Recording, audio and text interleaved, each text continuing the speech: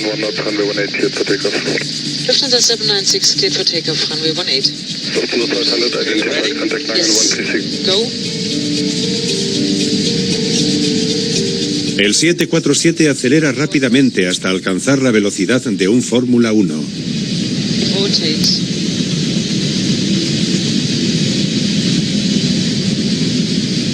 Eleva sin dificultad sus más de 400 toneladas y se adentra en el cielo nocturno. Pero la historia de cómo este emblemático avión se convirtió en una historia de éxito no estuvo exenta de problemas.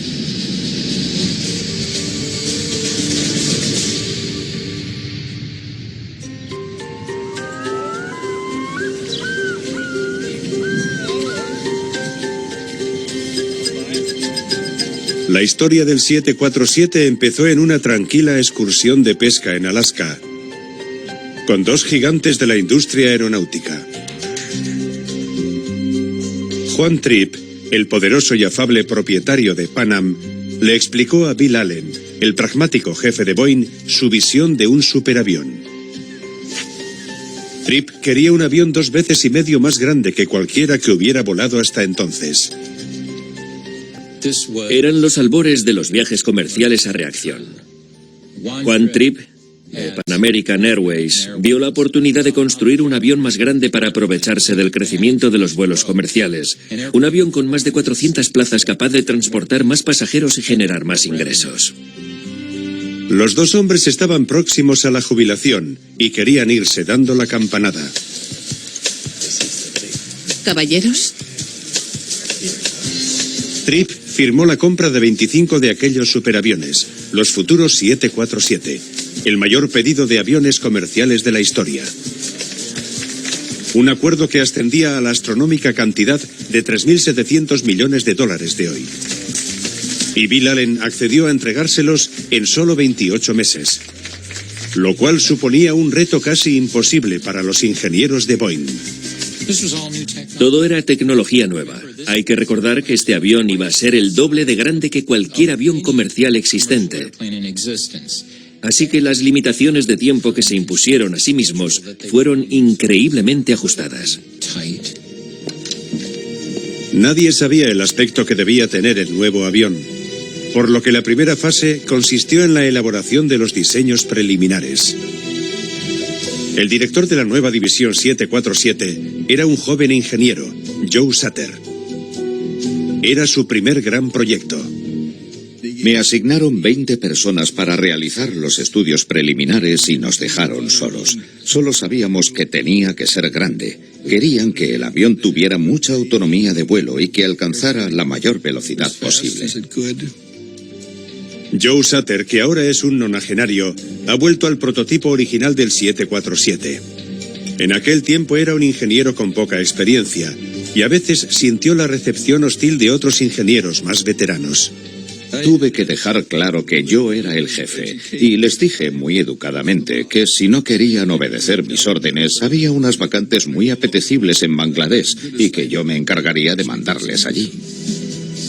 Desde un principio el equipo de Sutter trabajó a contrarreloj, pero a pesar de la magnitud del reto, ellos no eran la prioridad de Boeing. La mayor parte de los recursos de la compañía y sus mejores talentos estaban volcados en otro avión. Ciertamente el programa 747 no era el único en el que estaba trabajando Boeing. La prioridad en Seattle en aquellos momentos era el avión de transporte supersónico. Ahí era donde creía Boeing que estaba el futuro. Un avión supersónico capaz de volar a 3 veces la velocidad del sonido. Estaba diseñado para superar a su rival supersónico europeo, el Concorde, también en fase de diseño.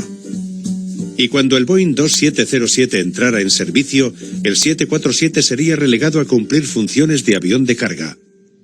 El 2707 era el futuro de la aviación. Nadie iba a querer viajar en un avión subsónico cuando podía hacerlo en uno supersónico.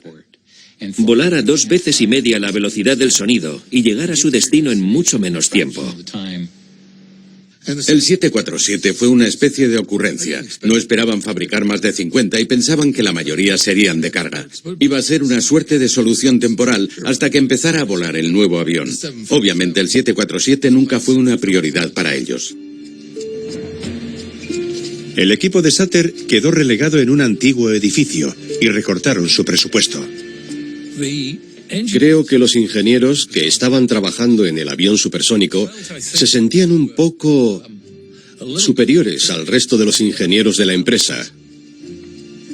Ahora todo el mundo piensa que el 747 fue la reina de los cielos y que todo fue fantástico, pero la realidad fue muy distinta. Fue una lucha constante.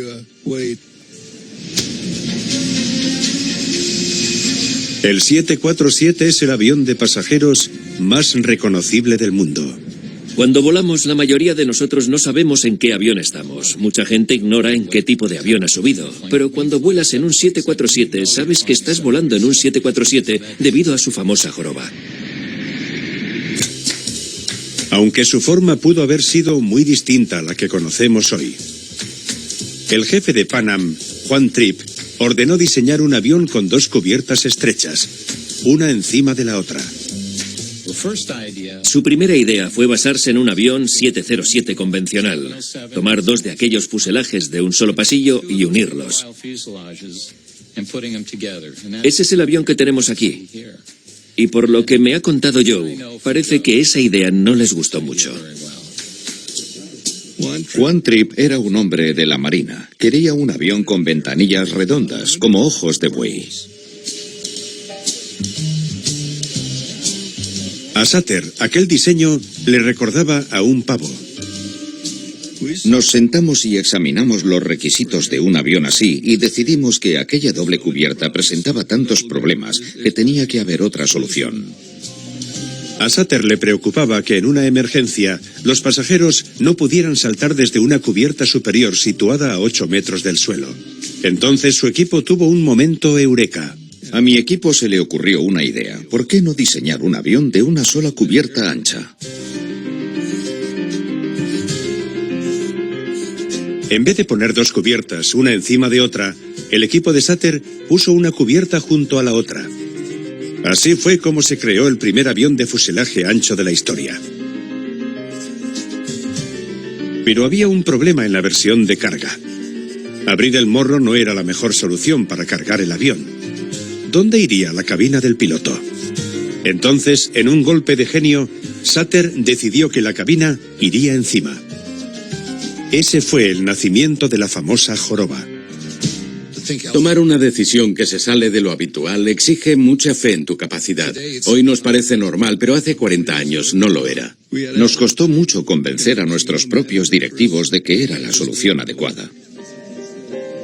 Los directivos de Boeing temían que Tripp, que era quien ponía el dinero, se enfadara si no le daban su avión de los 2 pisos. Decidieron comunicarle la mala noticia, pero impidieron que Sutter asistiera a la reunión.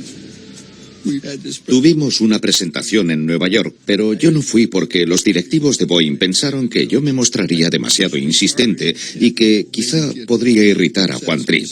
Así que envié a un colega llamado Milt Heinemann, que había diseñado el interior y que tenía mucha más mano izquierda que yo. Heinemann se presentó en las oficinas de Pan Am con un arma secreta en su maletín.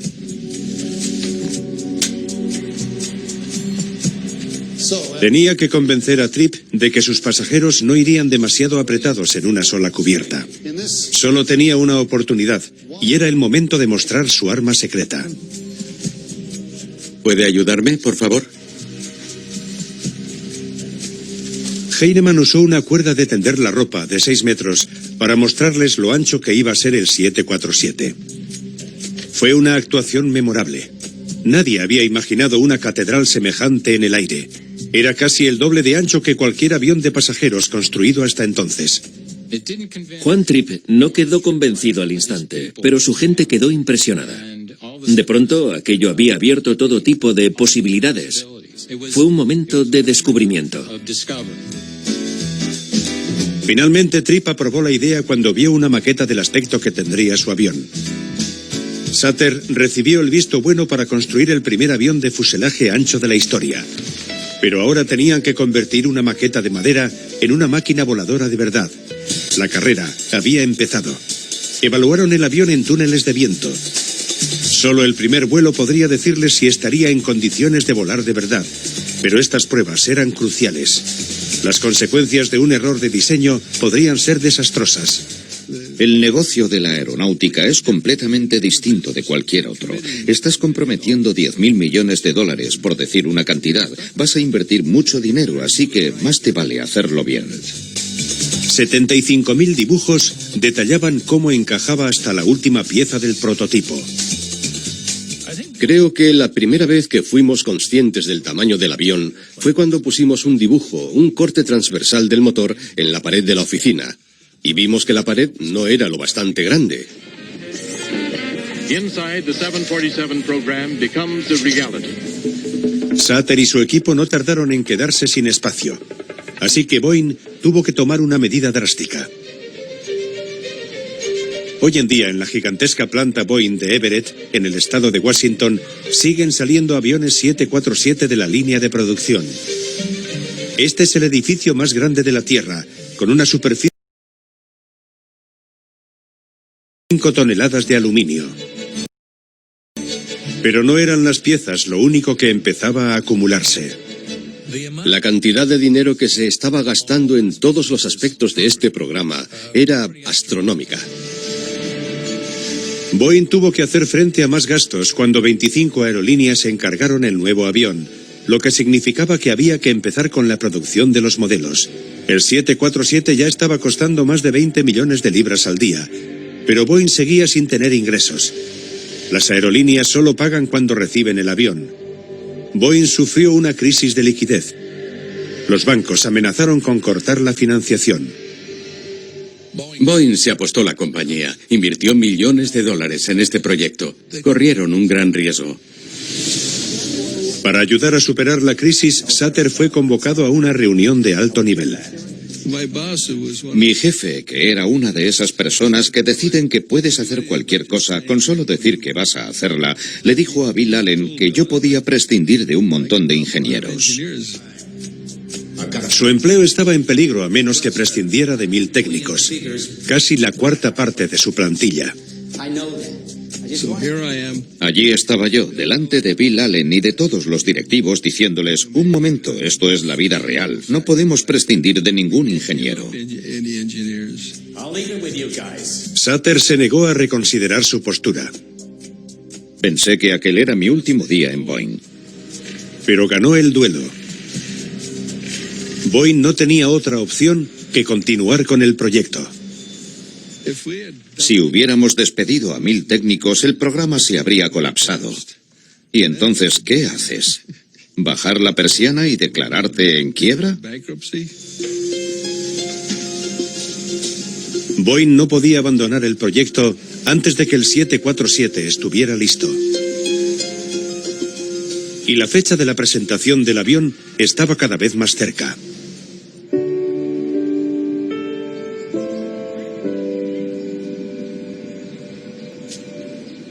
En la actualidad, el primer prototipo del 747 se exhibe en el Museo de la Aviación de Seattle. Con la pintura descascarillada, el RA001 es una sombra de lo que fue, mientras el museo se esfuerza en recaudar fondos para su restauración. Es el primer avión diseñado para no entrar nunca en servicio en una aerolínea. Fue diseñado como una especie de avión en desarrollo. Hicimos un trabajo de ingeniería muy interesante para conseguir el avión que queríamos. El prototipo aún tiene algunos de los barriles de agua usados para simular la carga durante las pruebas.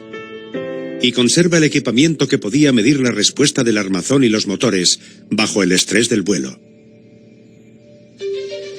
Pero hace 45 años, esta pieza de museo era un hervidero de actividad.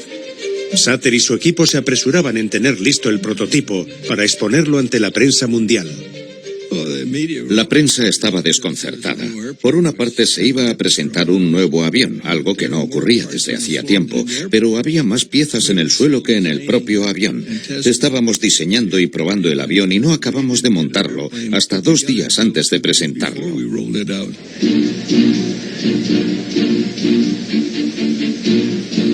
Con la pintura aún fresca y a falta de algunas piezas, se presentó el prototipo ante una prensa y un público expectantes.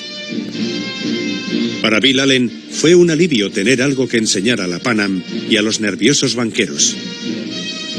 El mismo alivio que sintieron las otras 25 aerolíneas que habían encargado un avión destinado a ser la sensación aérea de la década.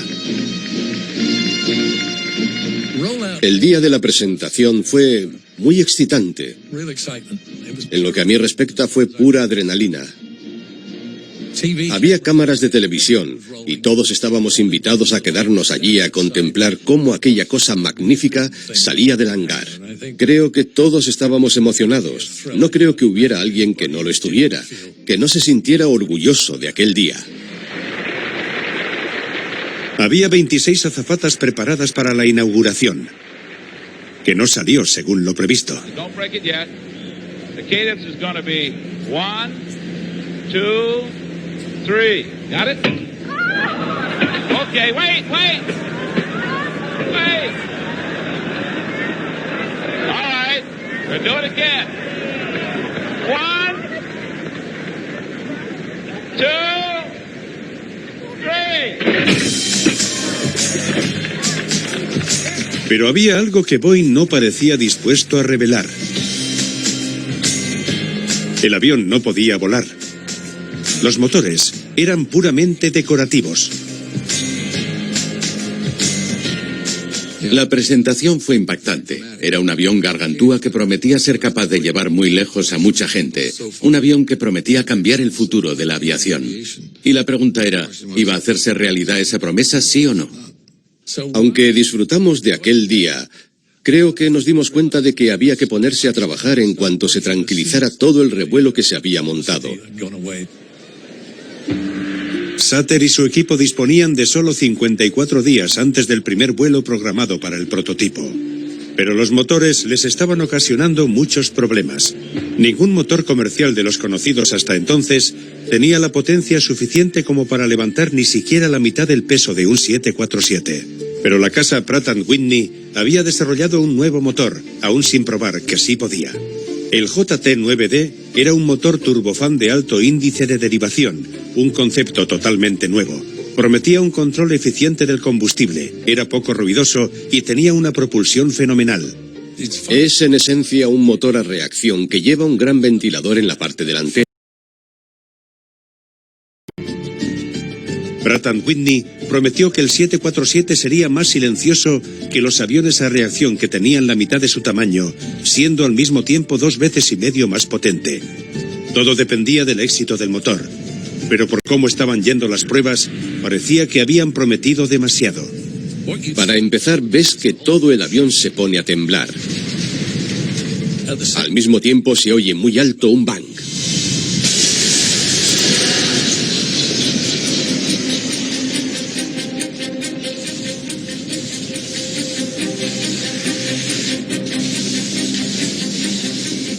A veces las llamas son más largas que el avión y naturalmente cuando eso ocurre se queman cosas como las paletas de las turbinas.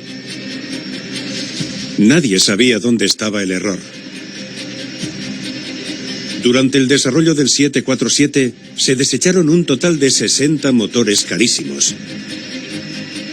Pero Boeing no podía esperar más. Tenían que demostrar al mundo que el 747 podía volar.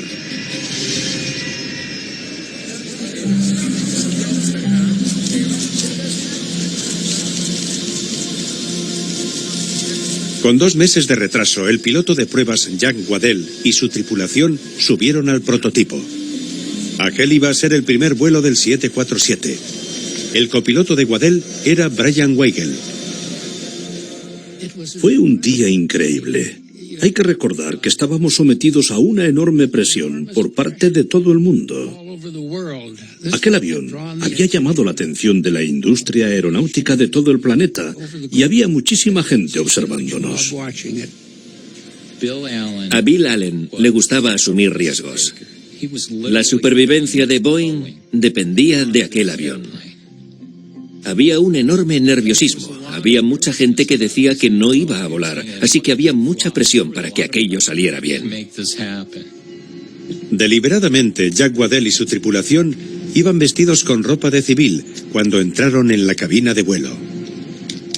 Había un enorme escepticismo respecto al 747. ¿De verdad va a funcionar? ¿No es demasiado grande? ¿Será capaz de volar? Y esas cosas. Por eso, creo que Jack quiso darle un aire informal a todo aquello. Este avión es seguro. Miradnos, vamos vestidos de civil, con traje y corbata. Pero a pesar de la apariencia exterior, Jack Waddell estaba preocupado por los motores. En el primer vuelo, Jack Waddell estaba preocupado. Habíamos instalado unas 40 baterías de automóvil y las habíamos conectado a las bombas hidráulicas para que, en caso de que fallaran los 4 motores, yo pudiera seguir controlando el avión. A las 11:20 de la mañana, el RA-001 se dirigió a la pista de despegue. Era la hora.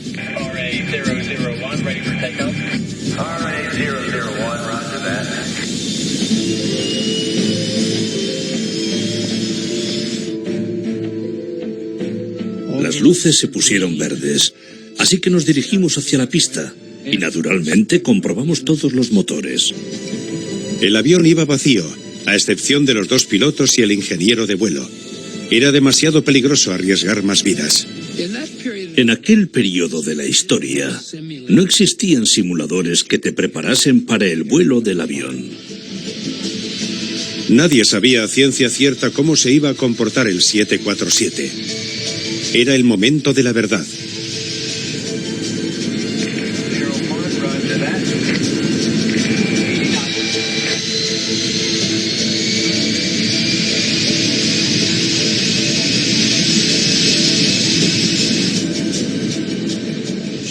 Jack accionó el acelerador.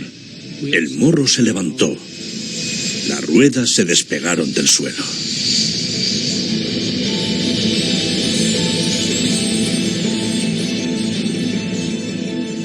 Los motores estaban funcionando. En aquel momento sentimos una gran sensación de alivio. Ahora ya podemos hacer nuestro trabajo, pensamos. Fue una sensación maravillosa. Yo solo lo puedo comparar con el nacimiento de tu primer hijo. Es genial, es algo fantástico. La visión de aquel avión tan grande, despegando por primera vez, fue mágica. El 747 sobrevoló el aeródromo y creo que en aquel momento se nos erizó el vello de la nuca a todos los presentes, por lo menos a mí. It's a very easily flyable airplane. Still in the takeoff configuration. We haven't tried to change anything yet. Everything looks very normal on the right side, Jack. And now go ahead and check the left. Beautiful. Sabíamos que la prensa estaba escuchando todo lo que decíamos, así que en ningún caso íbamos a decir nada negativo. Pero fue una sensación fantástica. Todo iba bien hasta que Waddell intentó probar los flaps de las alas. Estábamos intentando abrir los flaps cuando oímos un fuerte ruido. ¿Qué había pasado? Uno de los flaps que ralentiza el avión antes de aterrizar se había aflojado. Existía el riesgo de que acabara soltándose. Jack decidió que no debíamos insistir más. No queríamos que ocurriera algo más grave. Ahora, y a mayor velocidad de lo previsto, llegaba la parte peligrosa: aterrizar un avión de 300 toneladas. Mucha gente decía, bien, el avión despegará y volará, pero ¿cómo conseguirá aterrizar un avión tan grande con el piloto sentado a 10 metros de altura en el momento del aterrizaje? Yo estaba esperando el aterrizaje para sacudirme aquella última preocupación. Cuando se disponía a aterrizar, si veías el avión desde la pista de aterrizaje, parecía que venía muy despacio. Yo pensaba, demasiado lento, demasiado lento.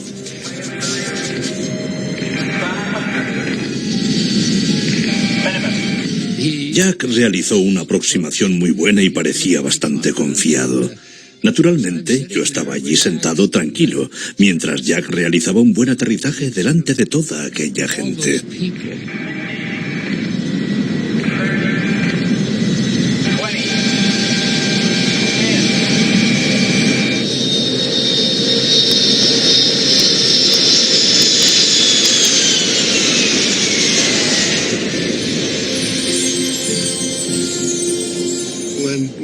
Waddell aterrizó por primera vez, no tuvo ningún problema, y el avión demostró en aquel vuelo inaugural que era una buena máquina voladora.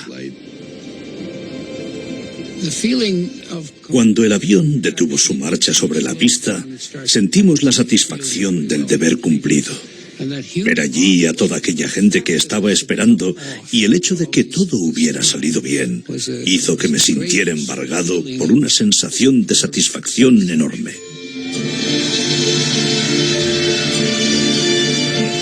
El equipo de Boeing había hecho milagros al convertir unos bocetos sobre papel en el avión comercial más grande jamás construido, y en tiempo récord. I guess this sounds complacent or something. That thing is just ridiculously easy to fly. It's just a pilot's dream. El 747 podía volar, y los motores no habían explotado, al menos esta vez. Pero ahora tenían que demostrar a las autoridades que el avión era lo suficientemente seguro para sus pasajeros.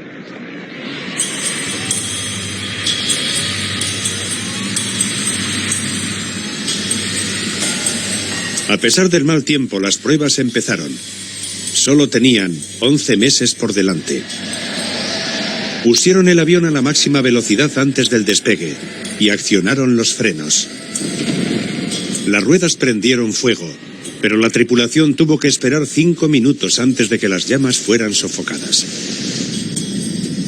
De forma deliberada, Waddell hizo que el 747 entrara en pérdida.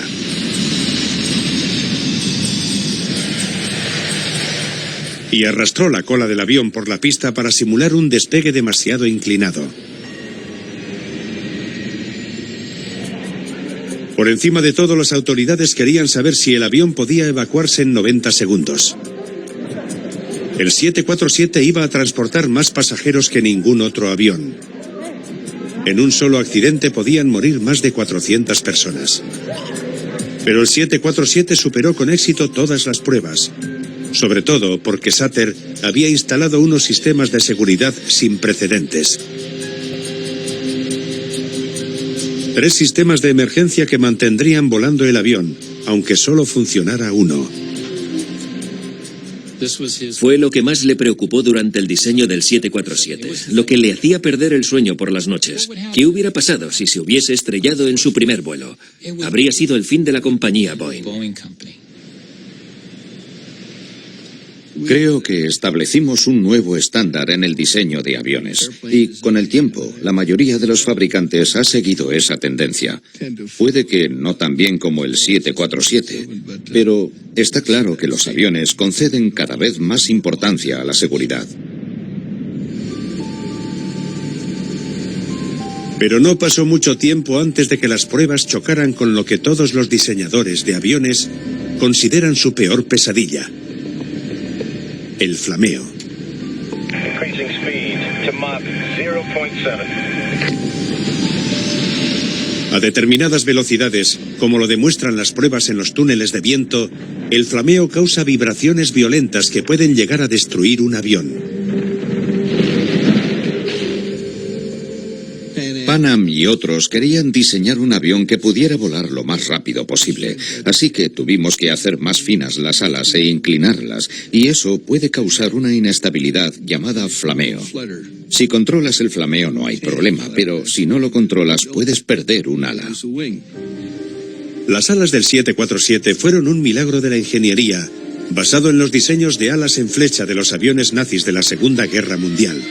Podían cambiar su configuración para adaptarse a todo tipo de condiciones de vuelo. Unas gigantescas alas con 3 flaps ranurados que aumentan la sustentación en un 90% a baja velocidad. El ala podía hacer todo esto y además doblarse 6 metros en la punta antes de romperse. Pero el peligroso flameo amenazaba todo el proyecto.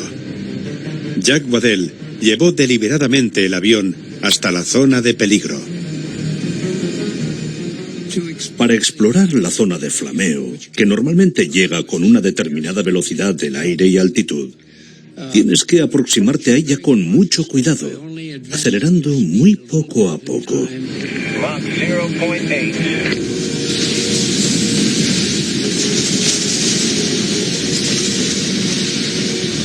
El flameo empezó. Sabíamos que estábamos en territorio peligroso. Es un fenómeno muy peligroso que debe ser cuidadosamente controlado. Normalmente eso significaba que al llegar a la zona de peligro, desacelerabas inmediatamente. Y a medida que desacelerabas, abandonabas la zona de peligro con algo más de información. Tras un mes de vuelos de prueba, encontraron la solución. Unos pequeños pesos en la punta de las alas amortiguaban las vibraciones. Lo controlamos, encontramos las respuestas, pero nos llevó mucho tiempo. Un tiempo del que Boeing no disponía. Mientras continuaban con las pruebas, iba creciendo el interés por el nuevo Jumbo, a este lado del Atlántico. They said the Jumbo couldn't be built. No factory could hold it. But Boeing leveled a mountain and built the biggest factory in the world. And the revolution in our travel habits begins in only 4 months. The catering vehicle at door 1 starboard is elevated. Las aerolíneas invirtieron millones en nuevas instalaciones y se prepararon para la llegada del nuevo gigante. The starboard air conditioning vehicle is positioned and started. The cleaning vehicle at door 5 starboard is elevated and cleaning of the rear toilet starts. Los aeropuertos internacionales se ampliaron para crear centros de conexión gigantescos listos para la explosión de pasajeros que se avecinaba. Pero todos los preparativos iban a ser inútiles si no se solucionaban los problemas con los motores. A solo unos meses de que entraran en servicio los primeros 747, los modelos en producción empezaron a amontonarse fuera de la planta de Everett. Muy pocos de esos aviones tenían montados los motores. Por lo general llevaban un bloque de hormigón colgado del lugar donde se suponía que iba a ir el motor. El bloque de hormigón impedía que el avión se inclinara por la cola. Con todos aquellos aviones en tierra, la compañía estaba más cerca que nunca de la quiebra. Creo que todo el mundo en Boeing sentíamos que teníamos un problema muy grave con el motor, porque Pratt & Whitney no se lo estaba tomando en serio. Puede que estuvieran trabajando en él, pero nos parecía que no se esforzaban lo suficiente. El piloto de pruebas Jack Waddell decidió que era hora de darle un toque de atención al fabricante de motores. Invitó al presidente de Pratt & Whitney a volar en el 747 y le demostró cuál era el problema. Fue una demostración dramática porque aquellos picos de tensión siempre creaban un ruido muy fuerte. Para demostrar que no era cosa de un motor aislado, Waddell aceleró el motor número 2. Iba a volver a hacerlo cuando el presidente de Pratt dijo: lo pillo, lo he entendido, está bien. Y así terminó la prueba. Jack fue implacable, no tuvo ninguna consideración con él. El cara a cara dio sus frutos. Encontraron la causa de las llamaradas. En determinadas condiciones, el gran ventilador delantero distorsionaba la cubierta interior del motor, lo que significaba que ya no encajaba a la perfección alrededor de las paletas de las turbinas. Eso provocaba que la mezcla de aire y combustible se disolviera y explotara. Creyeron que bastaría con reforzar la cubierta del motor para resolver el problema. Y los ingenieros se dispusieron a arreglar los motores. El Jumbo podía por fin entrar en servicio. Había sido una larga batalla para Joe Sutter. El hecho de que termináramos el avión a tiempo y que fuera un avión tan bueno demuestra lo bien que hizo su trabajo la gente que trabajó conmigo. Pero fue una lucha constante.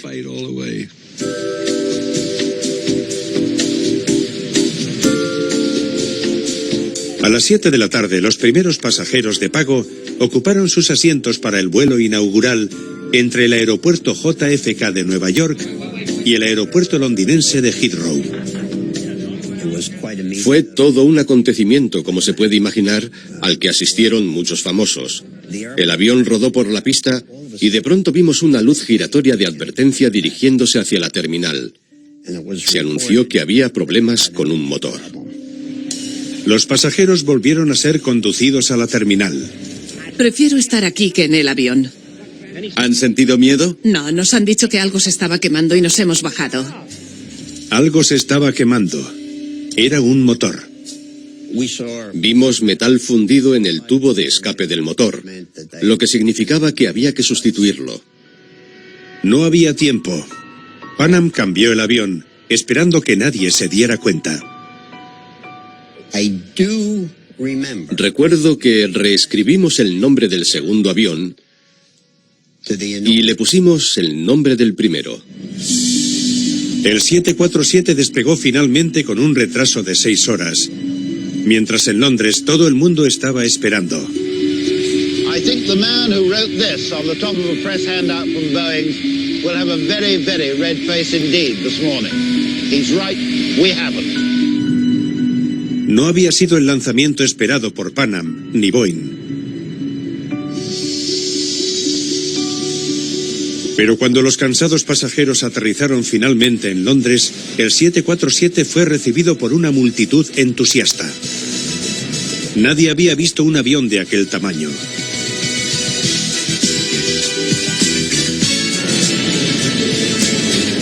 Pronto, los jumbos empezaron a cruzar el globo. Con sus espaciosos pasillos gemelos, el 747 no tardó en convertirse en un éxito entre el público.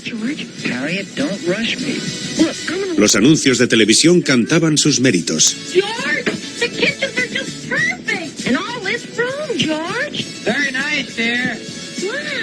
Hasta el fabricante del motor Pratt & Whitney quiso anunciar la llegada de la era de los aviones de fuselaje ancho. Harriet, we'll take it. The 747, the 70s way to fly. Beautiful. El 747 se convirtió en el avión que todos querían tener.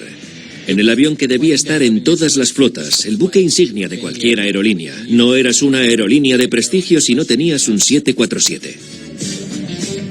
El 747 fue un éxito inmediato. Era la encarnación de la era de los vuelos a reacción y el lujo aéreo.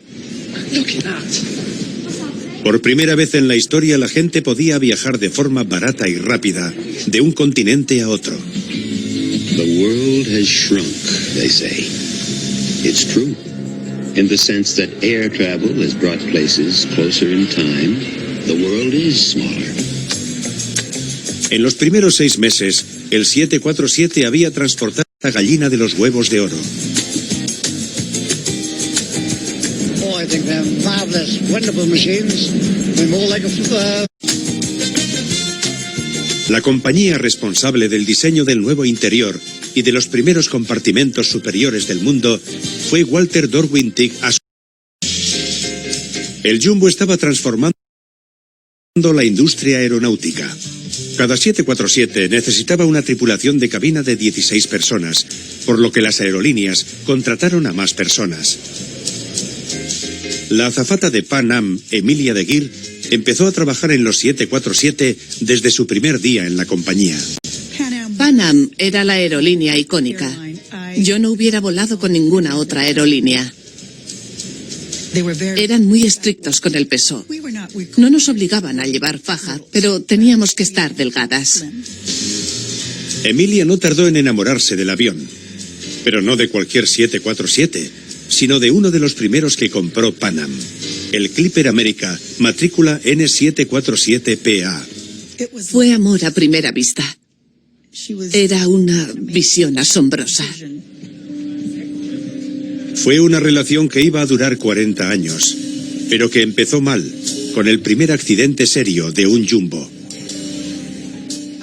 Yo estaba en el Clipper America y habíamos llenado los depósitos de combustible para volar de San Francisco a Tokio, donde tuvimos un gran problema.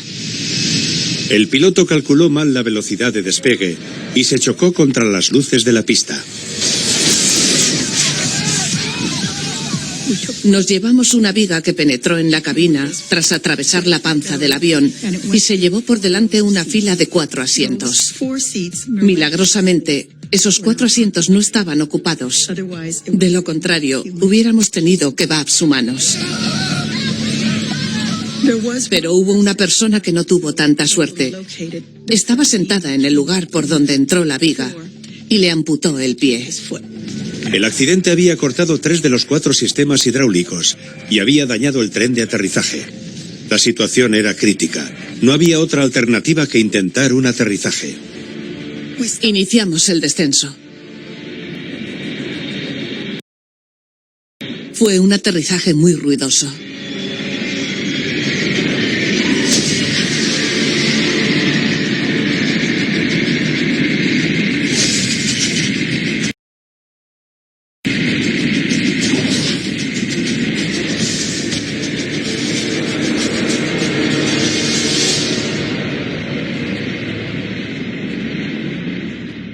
Y de pronto se hizo el silencio.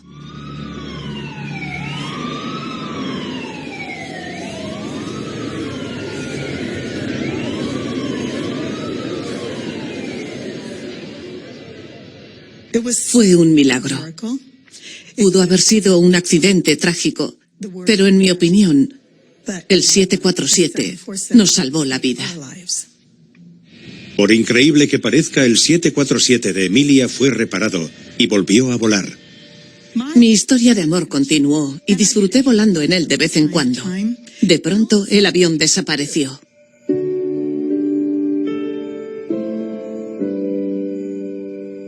Al final, Emilia conoció el destino de su Jumbo, que ya tenía 40 años y que ahora llevaba el nombre del fundador de Pan Am, Juan T. Tripp. Parece que acabó sus días en Corea del Sur, convertido en una especie de restaurante. ¡Qué degradante! Luego me dijeron que lo habían desmantelado y que había dejado de existir. ¿Por qué no pudieron conservar un avión como ese para la posteridad?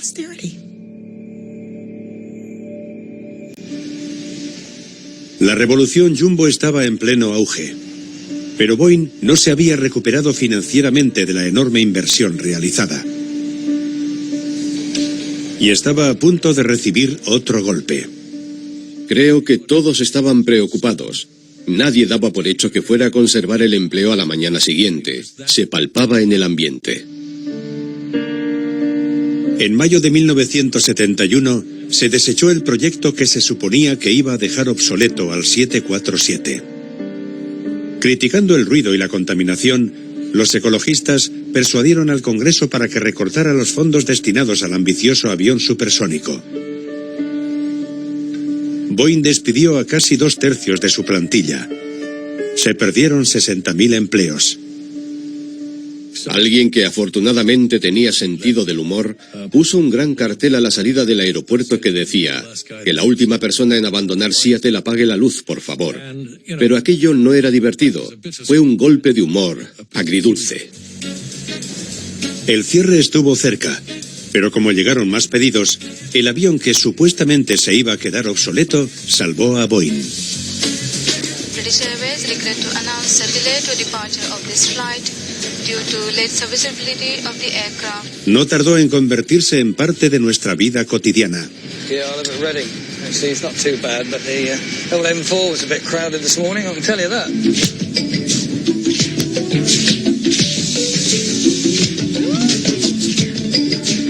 A lo largo de los años 80, aerolíneas como British Airways animaron a los pasajeros a viajar a destinos cada vez más exóticos con la promesa de billetes baratos.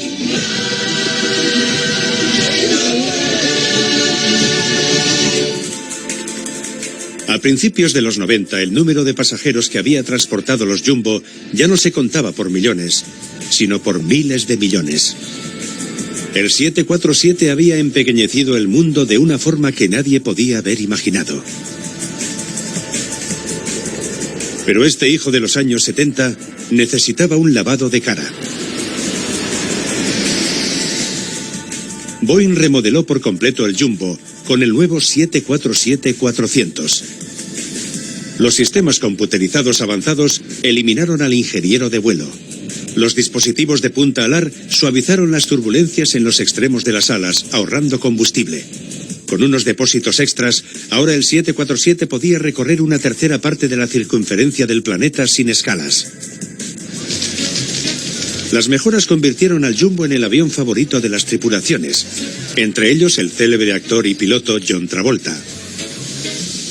En una escala del 1 al 10, la puntuación del 747 tiene que ser 10. Como embajador de Qantas, Travolta pudo cumplir uno de sus sueños: aprender a pilotar un 747. Pero su instructor no se lo puso fácil.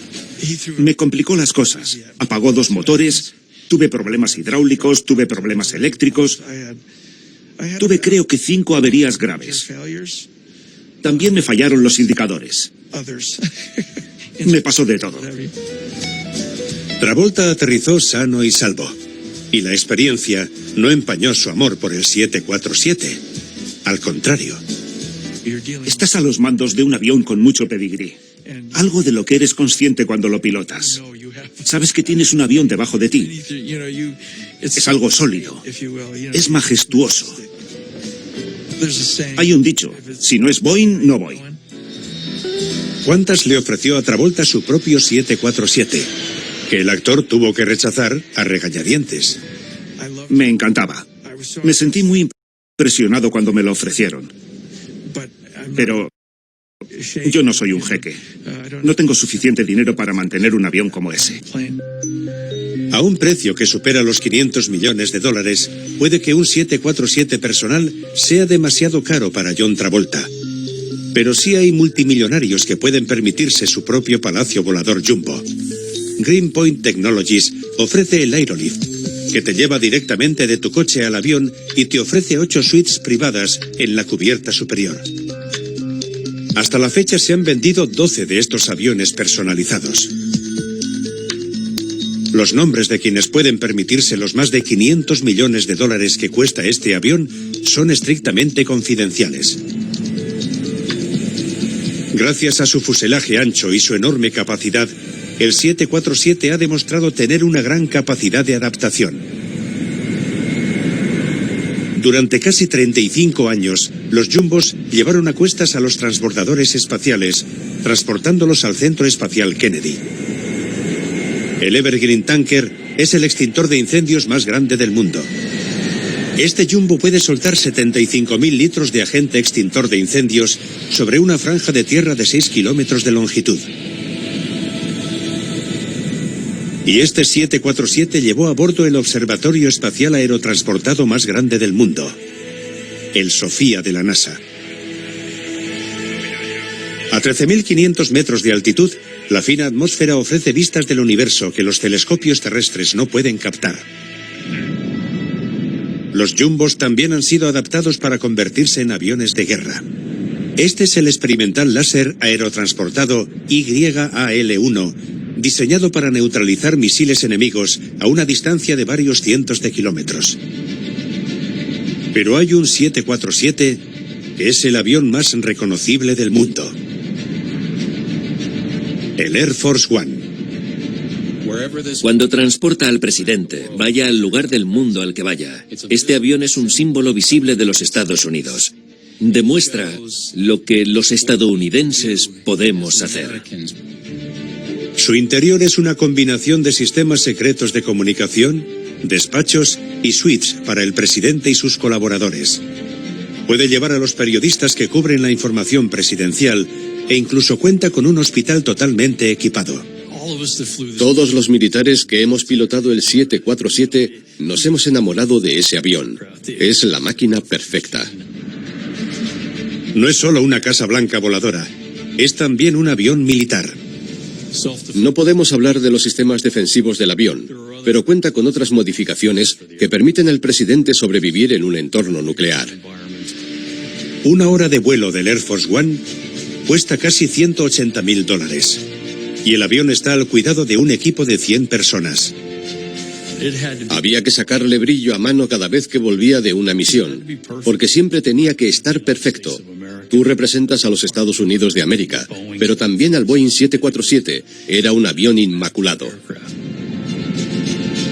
El Air Force One tiene ya más de 20 años, y el gobierno de Estados Unidos le está buscando un sustituto. Y puede que Boeing tenga el avión perfecto, un 747 nuevo.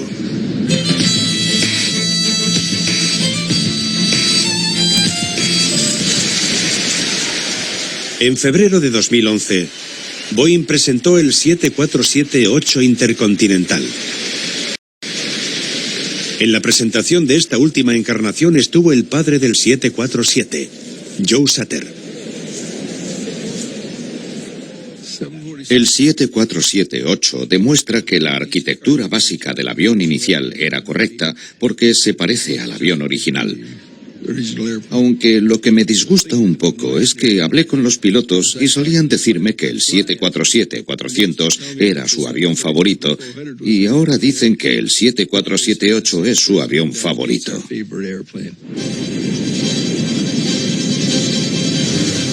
Boeing se muestra orgulloso de los últimos adelantos del 747-8. El 747-8 es un avión completamente nuevo. Es, con diferencia, el avión de consumo de combustible más eficiente de hoy en día. Su ala es completamente nueva. Es un ala que ofrece una resistencia mínima, incluso volando a gran velocidad. Aunque Boeing ya no puede decir que es el avión más grande, sigue siendo el más largo y el más rápido. En los vuelos de prueba se quedó a menos de 13 kilómetros por hora de ser supersónico. También es muy silencioso. Algunas torres de control no se dan cuenta de que el avión ha despegado porque no lo han oído. Cuando te subes al avión te quedas totalmente impresionado. Sabes que es un 747, pero no es como los 747 que conoces. A pesar de todas las mejoras, el libro de pedidos del 747-8 sigue bastante vacío. Las aerolíneas han mirado a otra parte cuando han querido sustituir a su ya veterana flota de jumbos. ¿Es este el principio del fin del 747? Un serio rival ha sido el superjumbo de Airbus, el A380. Con 2 cubiertas y un fuselaje más ancho, puede transportar 150 pasajeros más. Pero la verdadera amenaza llega de una nueva generación de aviones de solo 2 motores. Aviones como el propio 787 Dreamliner de Boeing. Son aviones que pueden volar tan lejos como el 747, pero dado que son más pequeños, no necesitan centros de conexión tan grandes. Al contrario, te llevan directamente a tu destino internacional. Menos molestias y vuelos más baratos. ¿Cómo ven los creadores originales del 747 esta amenaza a su creación? Los aviones de 2 motores lo han hecho muy bien y han tenido tanto éxito que son una seria competencia para cualquier avión de 4 motores. Creo que el 747 seguirá durante mucho tiempo. Pero los aviones de 2 motores son más eficientes que los aviones de 4. Cuando creamos este avión, utilizamos 4 motores porque en aquellos tiempos no existían los motores que existen ahora. Pase lo que pase, es muy posible que sigamos viajando en el 747 durante muchos años. Mientras tanto, se calcula que en cualquier momento hay más de 100.000 personas volando sentadas en un jumbo.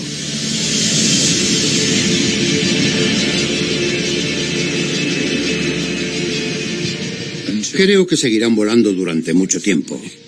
Aún no veo el final del 747.